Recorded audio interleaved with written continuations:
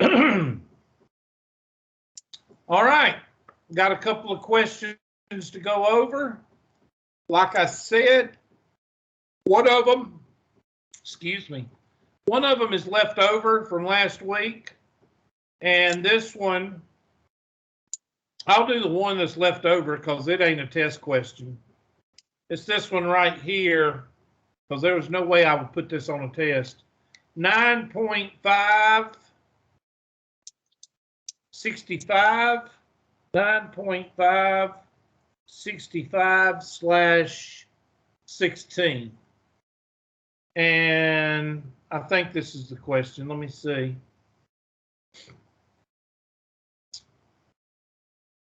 Yeah, this question sucks because this graph is terrible. I don't know if y'all can see that graph. Yes. But it's terrible. And what I would do if I was you is maybe blow it up.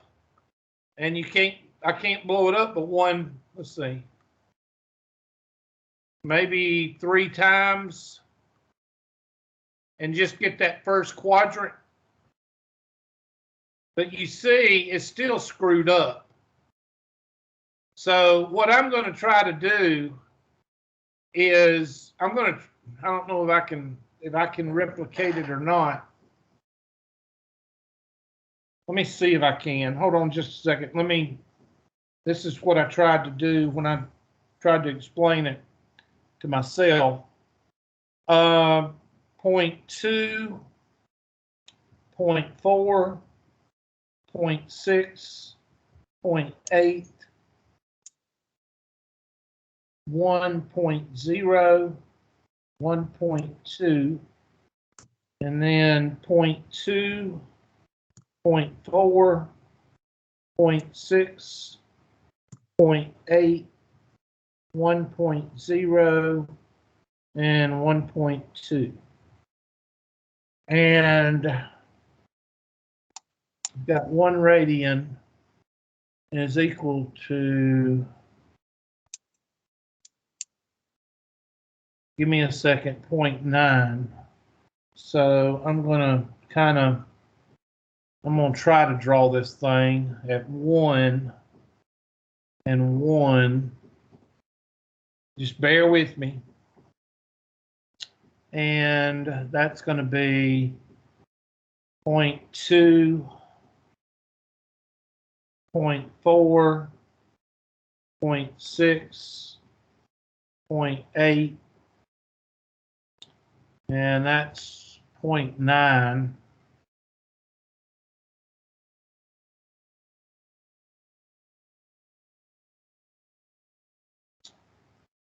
And I think I got it.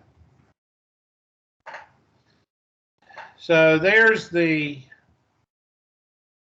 a little bit better rendition. And basically what they're saying is use the figure to estimate the smallest positive angle whose cosine is 0.9. Now, before I do anything, I'm going to go over here and on the unit circle,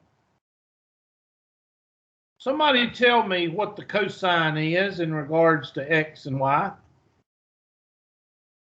On the unit circle, what is cosine? Is it x or is it y? It's x. It's x. Cosine, cosine, cosine, cosine. So we're saying, where is the smallest angle where the cosine is 0.9? So you take your handy-dandy ruler and you mark 0.9. I'm going to mark it in red. Cosine would be x. And you draw a line straight up. And the closest we get, this is right here, is 0.5. That's what the answer is. Mine don't line up. Oh, wow. It's supposed to be, huh? No, I'm fascinated by how you got the answer. Oh, well, it's really supposed to be something like that. And it's supposed to be 0.5. Okay.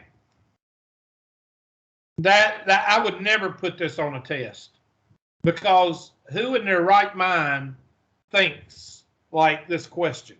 Nobody. All right.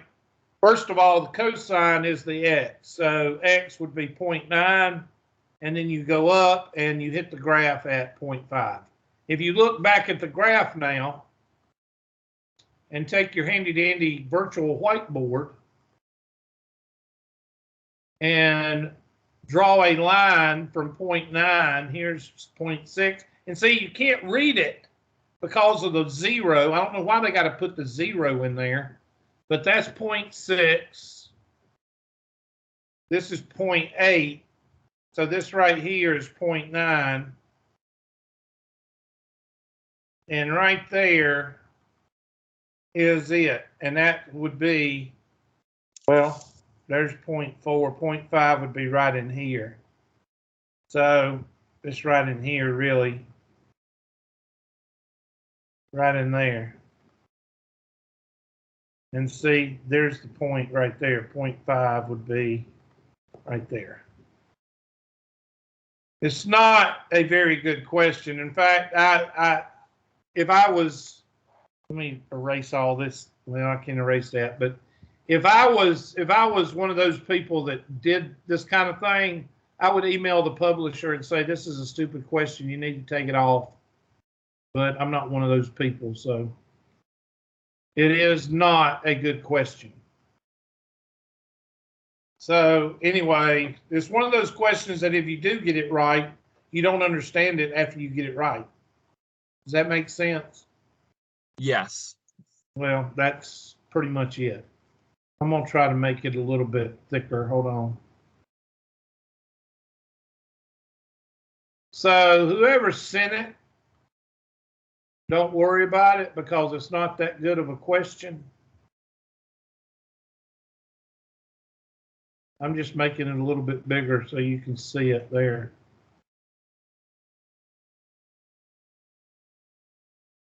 So 0.5, you're hitting 0.5. There it is, 0.5 right there. And you could draw a line. This is 0.5 right here.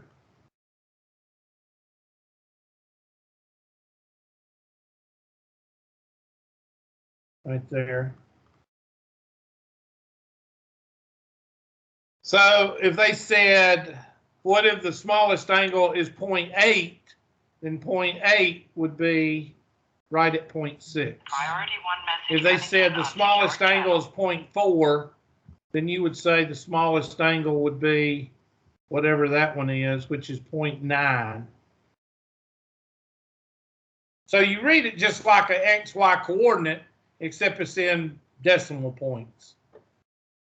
Like I said, it's not a very good test question. I wouldn't put it on the test.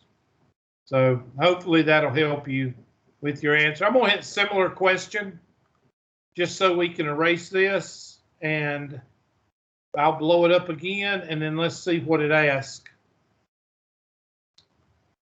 It's the same one, I think. Well, they don't change it?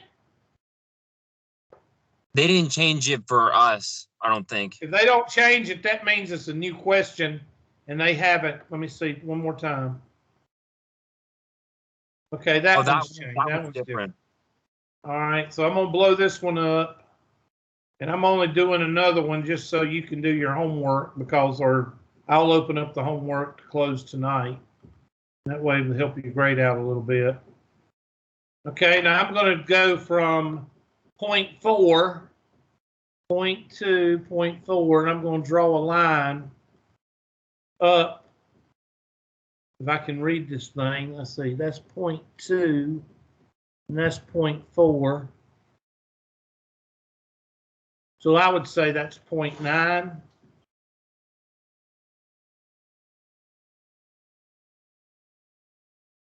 Hell, if I read it right, I think that's 0.7, that's 0.8, that's 0.9. Well, I don't have a, see, I'm not reading it right. Are they saying that use the figure to estimate the smallest positive angle whose sine, oh golly, turn it around. So who's the sine? What's the sine? I'm sorry. The sine is y, right? Yeah, sine is y. So that looks like what? Draw an arrow down.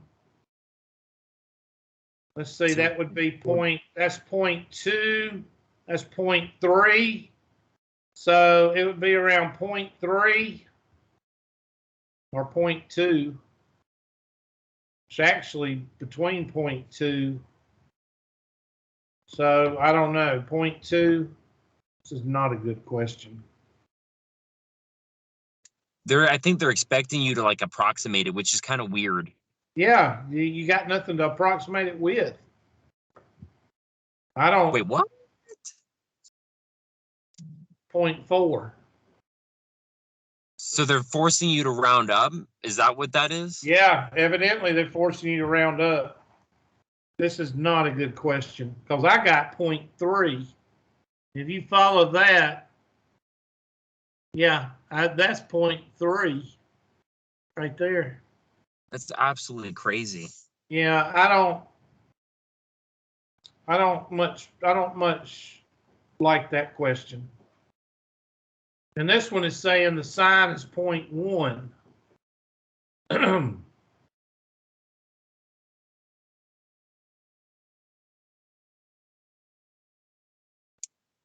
Now that one's correct, but it's still not on it. It's not directly on it. If the sine is 0.1, then the cosine is 0.1. The line is botched. The line is botched. But it's not on it. It's not distinctly on it. Okay, I think you get the point. The point is that the question sucks. Here's the good question. Here's a good test question right here. So what's the first thing you do? Find out what? Where you are. So of course, 315, you know, and I'm just going to do this one. I'm going to do everything because this is a type question I would give you on a test.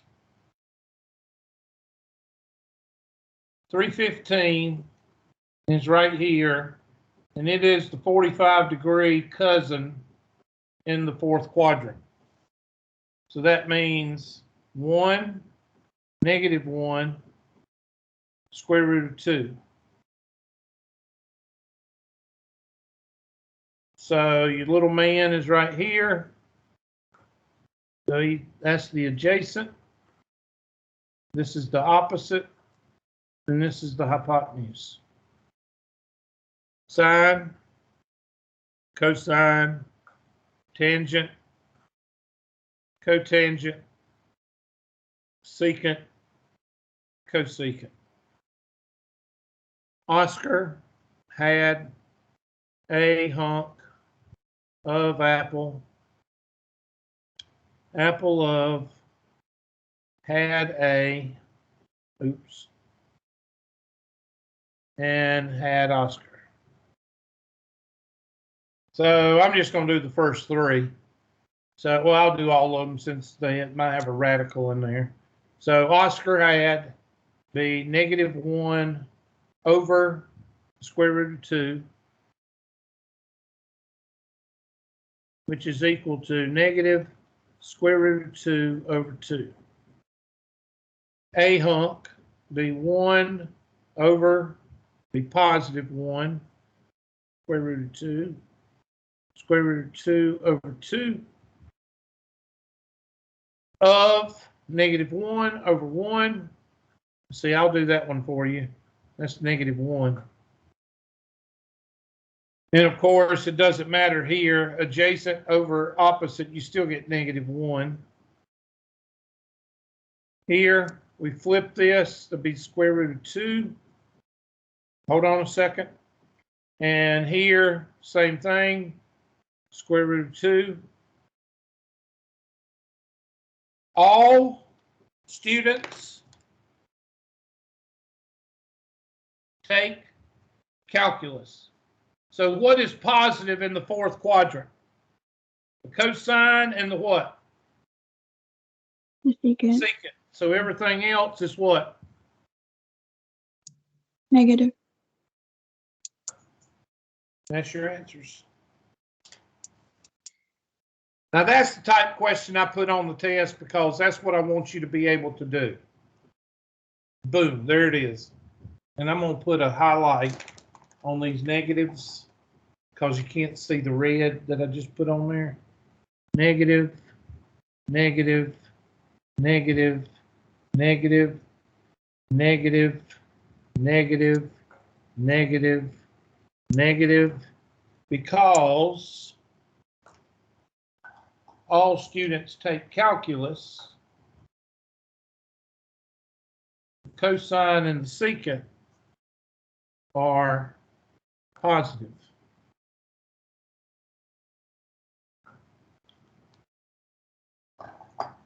And that's the way to double check it with all students take calculus. That's the way to double check your signs. Good question. That right there is a test question. If you don't get 1 or 2 or 3 of those on the test. And of course, most of the time, they just ask for either the first 3, or they might ask for like the cosine and the secant since they're positive. Sometimes they just ask for 2. Sometimes they ask for 3. Sometimes they ask for all 6. Make sure you rationalize the denominator if there's a radical in there. And that's good. Let's see what they ask for. Sine of 315. Sine would be negative. They like for the negative to be out front of the square root of 2 over 2. And you should feel good about yourself. Cosine is square root of 2 over 2.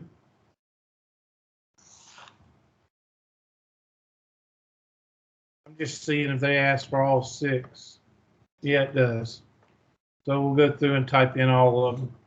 -1. -1. And secant is square root of 2. And the last is negative square root of 2. And you feel good about yourself. So make sure you know where you are, and then just take off with the common sense. What do you mean common sense? Well, you got 2 things that tells you common sense on this problem. Can anybody tell me what they are? What are the 2 things that tell you common sense on this problem? After you find out where you are, after you do that, what tells you common sense wise? Somebody gonna help me? What tells me? Is sense with a C or an S? I always get that wrong. S-E-N-S-E. Is it S-E? S-E. I thought it was yes. C. Well, so like the word essence has sense in it, yeah, with the C. That's why I get it mixed up. No, I understand. That's fine. What's 2 things that tell you common sense wise on this problem?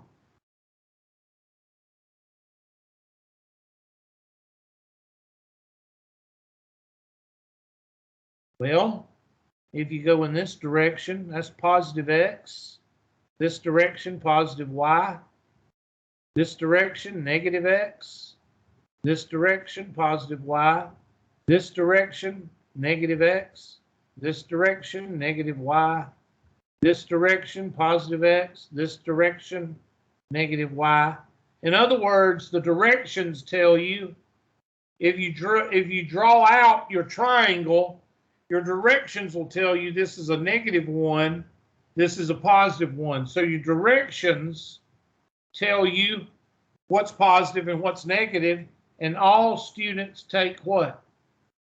Calculus tells you. There's 2 things right there to assure you that you got the signs correct. You see what I'm saying? Instead of just memorizing. Okay. All right, get rid of that one. I think I got one more that somebody sent. Yeah, this one, I don't know if we went over it last week or not. It's 9.5, 87/21. Y'all let me know. Did we do this one last week? Yeah, we did. Because we graphed it, remember? Yeah, we did that one. All right. So with that being said, I'm going to go back to the homework, and I'm going to open it up for y'all because I'm a nice guy. And course tools, assignment manager,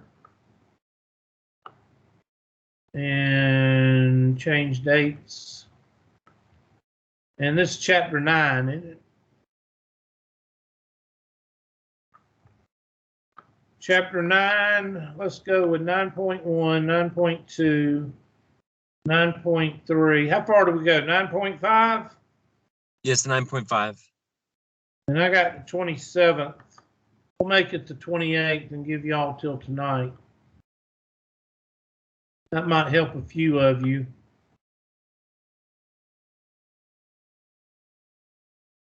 Question, gripe, complaint. So now when you go to the assignments, it should be all together 928, and then the test 928. Everybody feel good? Yeah, Hubert. Yeah. Thank you, Hubert. You're such a nice guy, Hubert. Thank you. All right, next. 9.5, 9.6, and 9.7, I think is what we're going into next. And that's the identities. So we're going to go ahead and pull up the identities. Now remember, what I would suggest you do, and I will go over to the handy dandy file page, because I know some of y'all didn't print it out. I would highly suggest, I'm looking for it. There's the unit circle, Trig identities. There it is. Now, can I copy it? I can download it. Let me see if I downloaded it. I'm going to make a, go ahead and make, because I know you won't, some of y'all won't do it. So I'm going to go to the word processor, and I'm going to make this if I can. Yeah, it's not going to let me. Let me insert picture, downloads, Trig identities.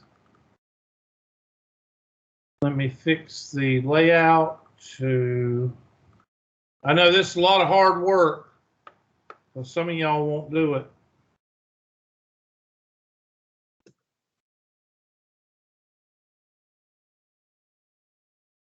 And I'm going to save this as Trig identities.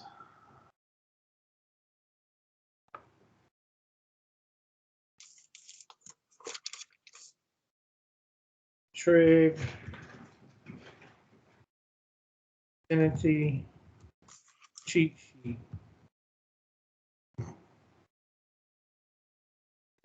And now I'm going to send it to y'all. And out of 15 people, 5 of y'all will print it out and use it.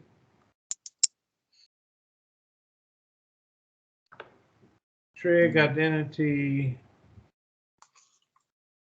Give me a second. I got to find it again. This laptop is kind of weird. It kind of puts stuff in strange places. Trig identity worksheet. Cheat sheet. All right, I'm fixing to send it as soon as it finishes downloading. Okay, I'm sending it right now. Somebody give me a thumbs up when you see it. Boom. Good. We got it. Go ahead and print that out if you got a printer near you. Mr. Nicholson, do you have a printer near you?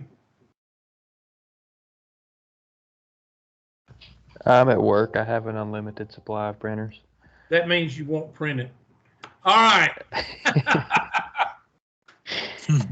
All right. And does that help you out having a little bit of extra time, Mr. Nicholson? I figured it would. Absolutely. Okay. All right. So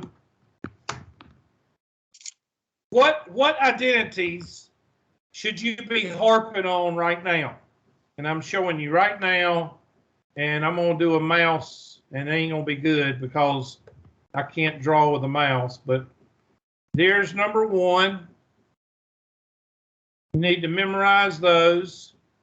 You need to memorize these, which there's not really any memorization with these because all you got to do is remember where they are in the chart. Pythagorean. These, nah. And these, you need to. Okay, so what I'm trying to tell you is after you finish your test tonight or homework tonight or whatever, if I was you, I would take these 4 identities for right now and put them on a large index card. Because the first set of homework problems that we're going to be doing in this section, you're going to be dealing with these. So I'm just going to go ahead and tell you right now, you might want to print this out.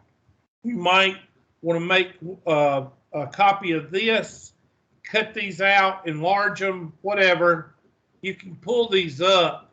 You know, you can go to Google and pull them up, and, you know, don't do like some of these people on Facebook. Don't go ask everything on Facebook and everybody tell you to go to Google, okay? Because that's where you should go in the first place. Go to Google and pull up Pythagorean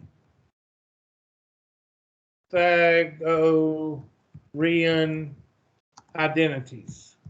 So you could actually print it out in sections and hit images, and you could copy right here, and you could put that, you know, make that bigger, put it on an index card called Reciprocal Identities. I could spell reciprocal. And there they are. And you can find which one you like best. Something like this right here. And cut that out and put that on an index card. And this one's got all 3. This one's a good handout right here to put on an index card. So what I'm trying to tell you is make sure you have access to the first set of identities before we start working on this homework. Okay? And we go back now and go to the PowerPoint.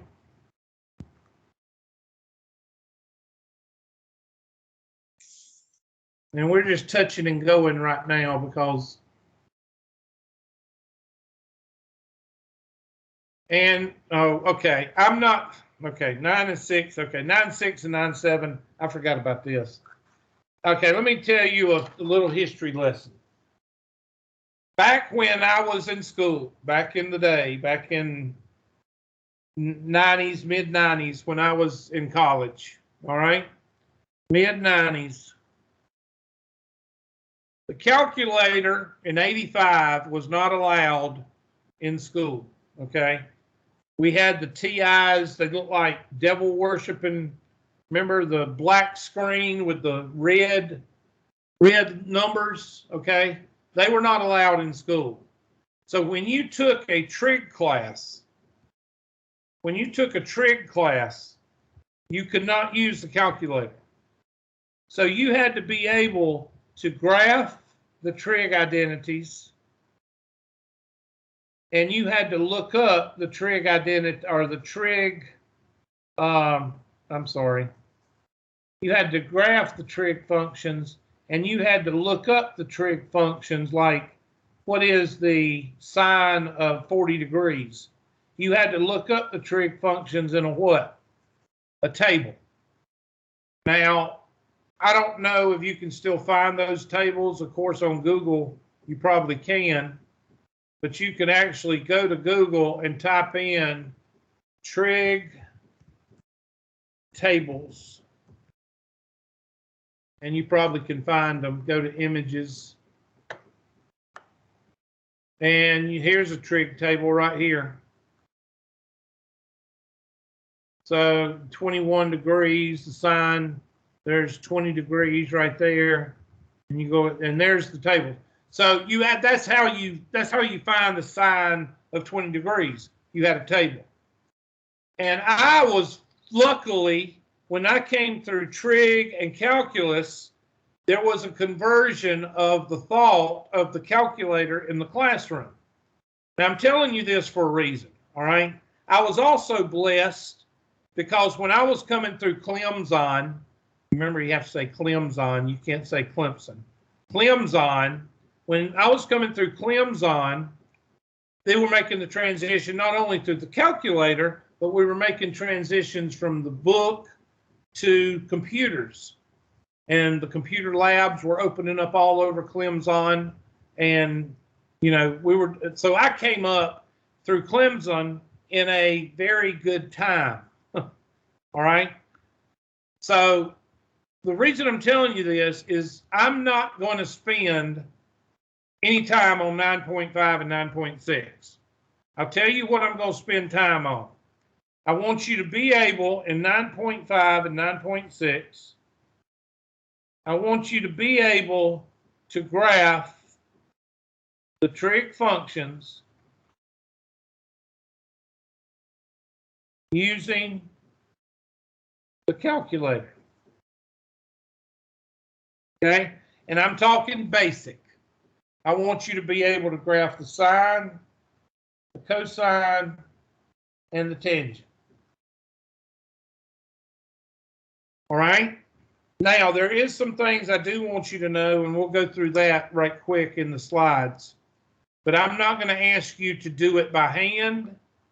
I'm just going to ask you to do it as far as a calculator. All right? Here is an example right there of the sine wave. And here is an example of the cosine wave. And here is an example. Well, I don't see the tangent right quick, but it'll probably be in this presentation. Yeah. Now, the 2 right here is the magnitude. You need to write that down because that's one of the things that you will be tested on. The 2 in front of the sine or the cosine doubles its height. Usually the sine wave ends at 1 and -1. But since you put a 2 in front of it, which is like your A, you remember back in when we were doing algebra and we did the parent graphs? And I'll just go over it right quick. You had a linear function, that's x to the first. You had a parabola, which was x to the second. You had a cubic function that looked like this, that's x to the third. You have a more squared off parabola, that's x to the even.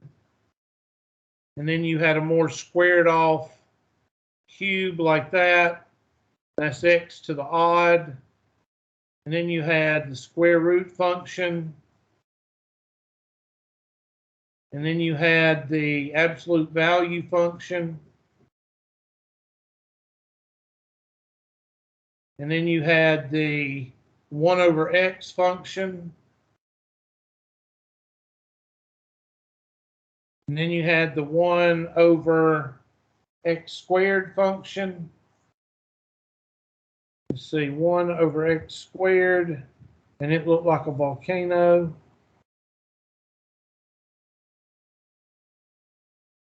And then you had the log function. I'm not going to get into all those. Do y'all remember these? Yes or no? Okay? Yeah. And let's take the quadratic. Let's use the quadratic as an example. And we told you in algebra that if we have f of x is equal to 2 times x plus 3 quantity squared minus 5. We told you that this was the orientation of the graph. We told you this was the horizontal what? Horizontal shift, Hubert. That's right, class. And what was this? Well, that's the horizontal shift. What is this? The vertical shift. It's There, thank you. I appreciate that. Thank you. Y'all suck. All right, the sine of A told you if it was going up or down. And all of this told you to take your regular parabola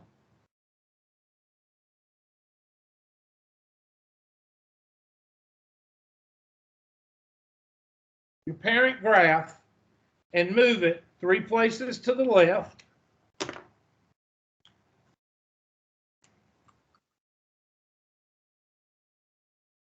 Five places up.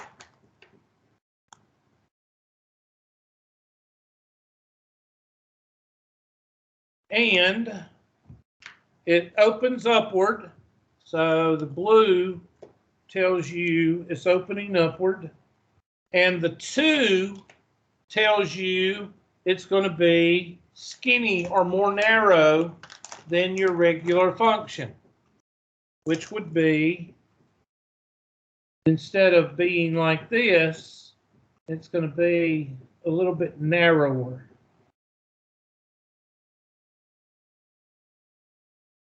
Y'all remember doing this in algebra? I got like 1 or 2 nods. I ain't getting a lot of nods. Okay.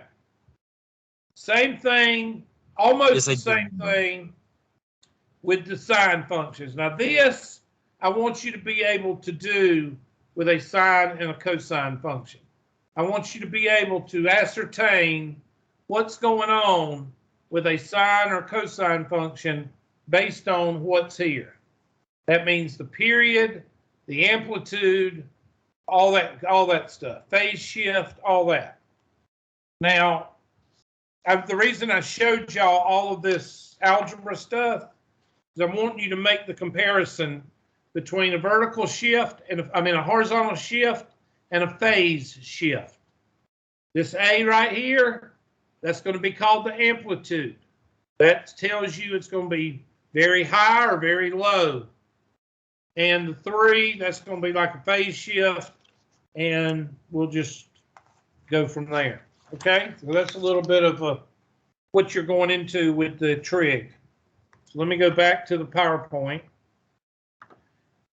The amplitude is going to be that 2 right there, just like the A. Let me see if they get into the phase shift here. There it is.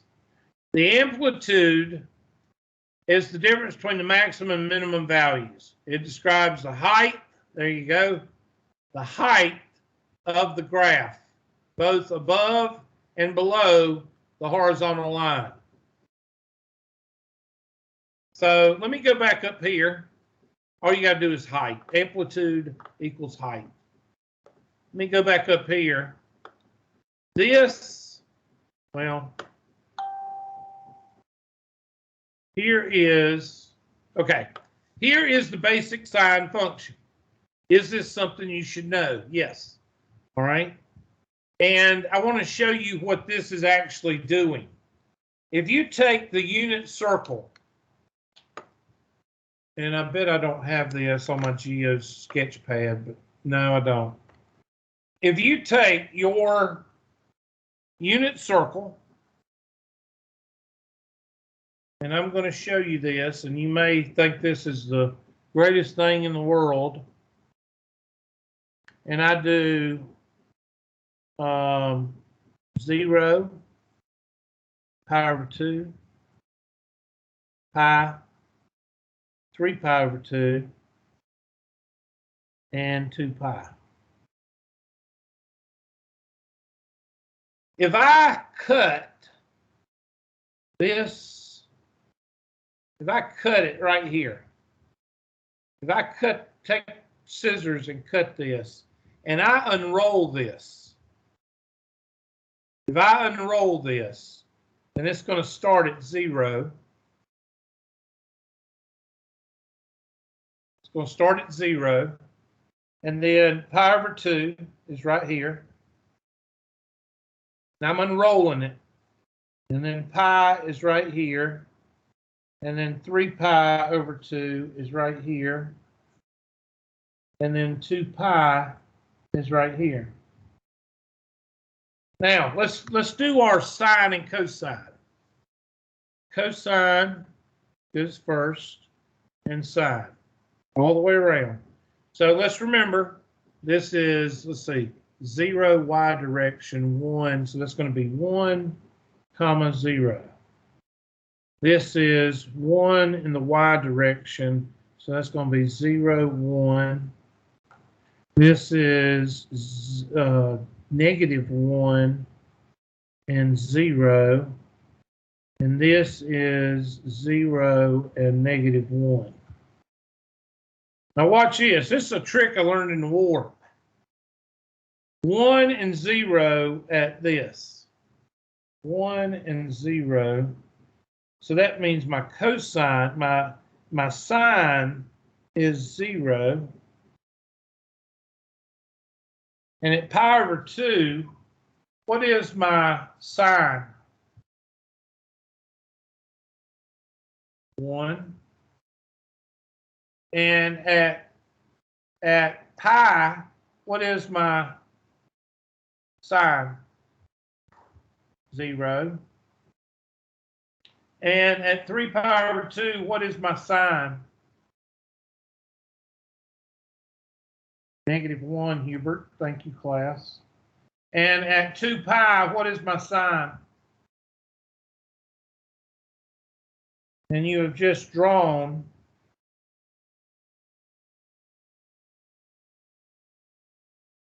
and what this is this unit circle unrolling to the right, and here is 0.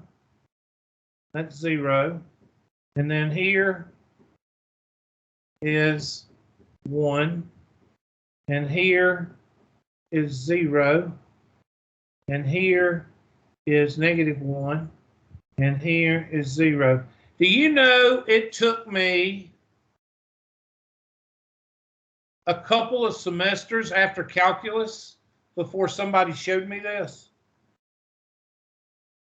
It took a couple of semesters, and it took a teacher to show me, if you take this and you unroll it, you know, like a, I don't know, I can't think of anything right now, but think of taking a label off of you're looking at the top of a label and unpeeling that label and stretching it out.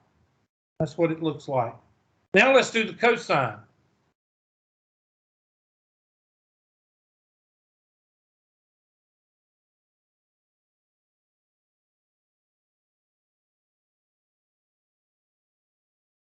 All right, so 0, 0. What at 0, what is my cosine?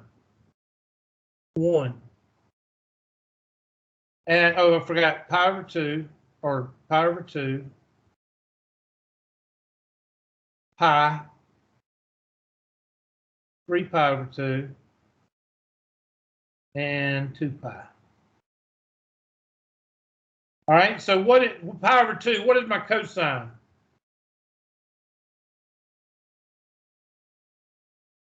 I'm covering up the sign. What is my cosine at pi over 2?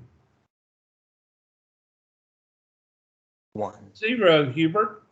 Oh, my bad. What is my cosine at pi?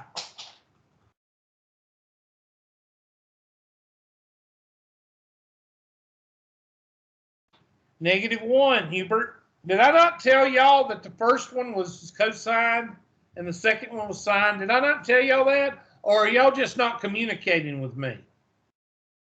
I'm sorry, Mr. Huber. I was on mute. That was my bad. I actually did say Okay, I negative. appreciate it. Thank you. Sorry. That's my bad. That's all right. There's 14 other people in this classroom, Mr. Christie. You don't have to answer for all of them. They can talk. They just ate too many Tide Pods. All right, so what at pi? 1, -1? What at Negative 3 1. pi? 0? 0. And what at 1? 1. So here is your cosine curve.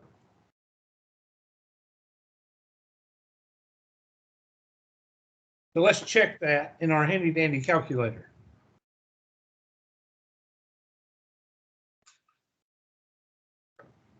Y is equal to, let's do the sine,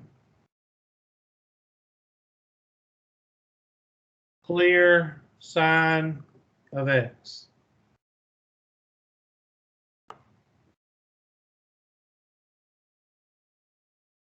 And what's the problem? Zoom, let me do quadrant 1. Quadrant 1 is A. Okay, there it is. I'll just zoom back a little bit.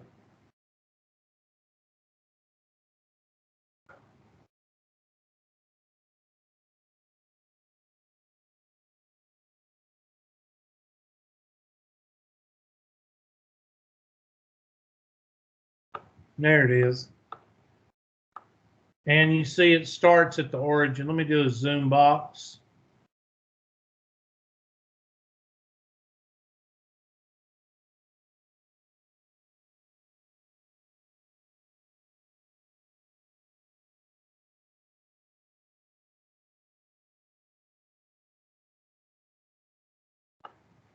And you can see 0, pi over 2, 2 pi, 3 pi over 2. I'm sorry, not 2 pi. Pi, 3 pi over 2, and 2 pi. And 2 pi is 6 point something. 1, 2, 3, 4, 5, 6. And there's your point something.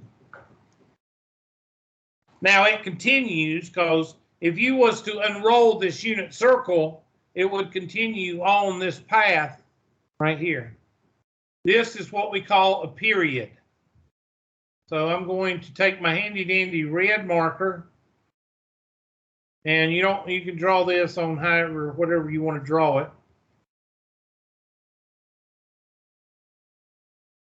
And that's not big enough. I'm about ready to quit today.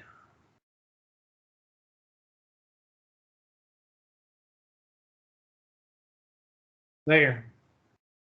From there to here, right here, that's a period. So from 0 to 2 pi represents a, what is it? What else is it called? It's called, it starts with an R. E, V, O, L, U, T. Revolution. Thank you. Oh, okay. Revolution. It only I thought took 3/4 of the word, but that's okay. My mic wouldn't unmute. I couldn't say it earlier. Oh, okay. That's all right. So you got me with the REV. You were with me, all right? Yes, sir. Good. All right. So that is one revolution. I want you to make a note. Period equals revolution.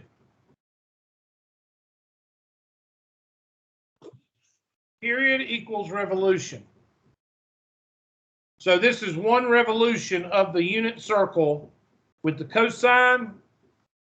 This is one revolution of the unit circle with the sine.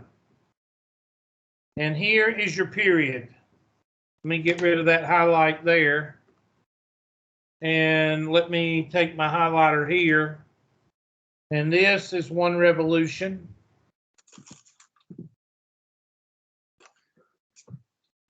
And this is 1 revolution. Now, what if I put a 2 in front of the sign? If I put a 2 in front of the sign and a 2 in front of the cosine, that means that I'm raising my height from 1 to what? 2 and negative 2. So I'm going to go up.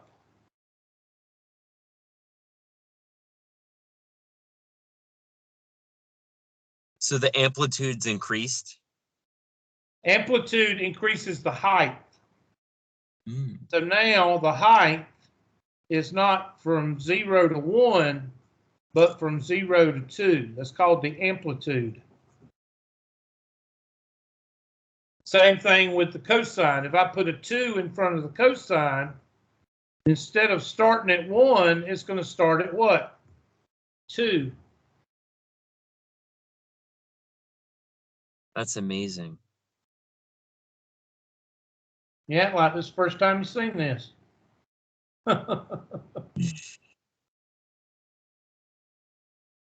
Just think if you were amazed first time you saw the unrolling. So Yeah. let's go back to the graphing calculator. And let's put a 2 in front of that sign. And let's leave this. This is the parent graph. Sine and cosine is the parent graph. Let's change it to magenta. And let's do 2 sine of x.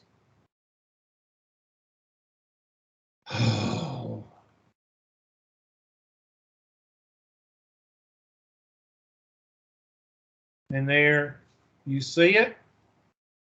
Yes. And I'll do 5 cosine of x. We'll do it in blue. 5 sine of x.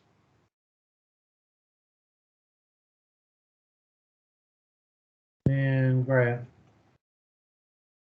And I'm going to zoom back a little bit. I don't want to zoom too far back. Zoom back. And I'm just going to move up a little bit.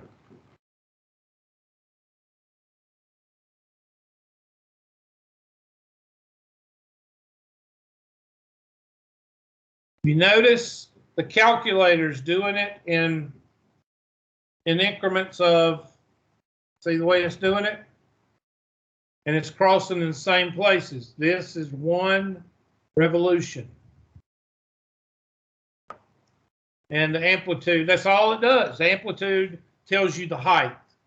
If it's 5, it goes from 0 to 5, 0 to negative 5. If it's 10, it goes from 0 to 10, 0 to negative 10. If it's 2, it goes from 0 to 2, 0 to negative 2. Period. Okay? Mr. Nicholson, you still with us, or did he leave? Okay, guess rest, see you Thursday. All right. Now the period, and we talked about the period being the revolution, and that should be what they have in here somewhere. Periodic function is a function of period. The smallest possible value p is the period of the function. And we'll move on. I want to get the phase shift. See if they do the phase shift in this section.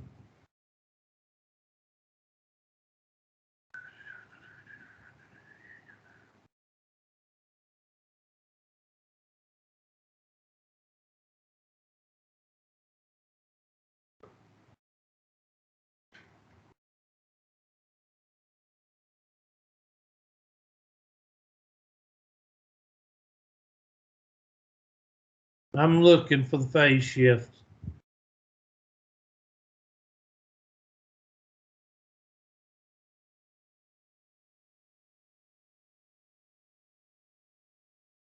Now, you might want to write this down. They don't make a big deal out of it, but they should. The period is equal to 2 pi over b. Write that down. Period is equal to 2 pi over b. So whatever your b is, if you divide that into 2 pi, that is your period. Now, it may change because you may start from a different place. And that's where the phase shift comes in. So I'm trying to find the phase shift so we can get it all in one class.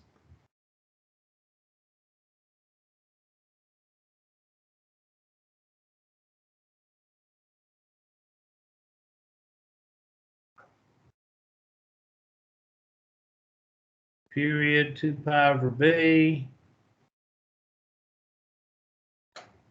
-2, that negative says instead of the sign going the way it's supposed to go, it goes in the opposite direction.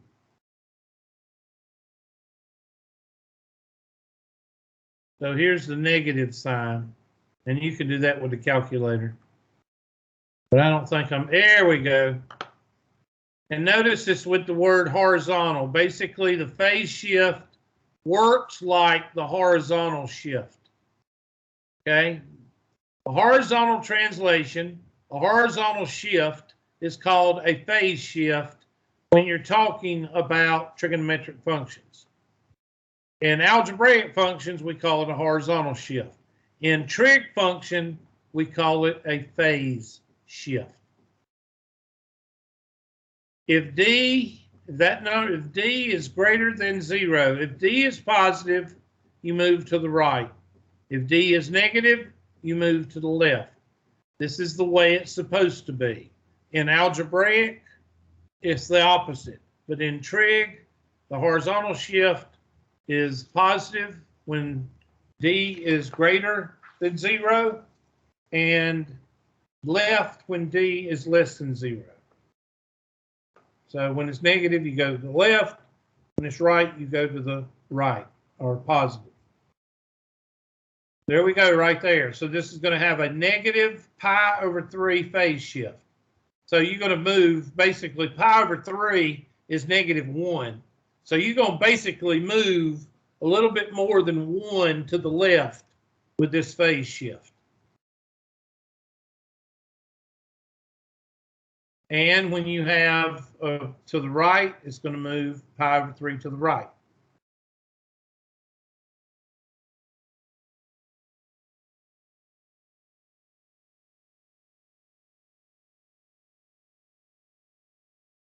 And the vertical shift, that's self-explanatory. And see, you can do this one right here on the graphing calculator. You go to the graphing calculator, and this is going to be compared to the cosine. So we're going to compare this to the cosine. So there's cosine, and I'm going to clear this one, and I'm going to clear this one, and I'm going to type it in. If I can get it to move over, 3 minus 2 cosine 3x. 3 minus, let's say 2 cosine 3x. 2 cosine of 3x. So this tells me that I'm going to have a opposite cosine because that's negative. It's going to be 2. The amplitude is 2. The vertical shift is 3. So that means it's going to go up. So let's look at it. There it is. It went up 3. And the 2 is going in the opposite direction, and it's also skinny. And that's the difference between the two. So on a test, I will ask you to graph, and you will just graph it on your graphing calculator. And I may ask you the phase shift and things like that, but we're going to do more of those Thursday. Okay? All right, let's finish up. And I think everybody was here today. Who wasn't here? Let's see. Enrollment. I know Mr. Nicholson was here. Well, I better take the roll because we got some people missing. So let me take the roll. And what should you be doing for homework? You should be finishing up your homework test. And if you want to start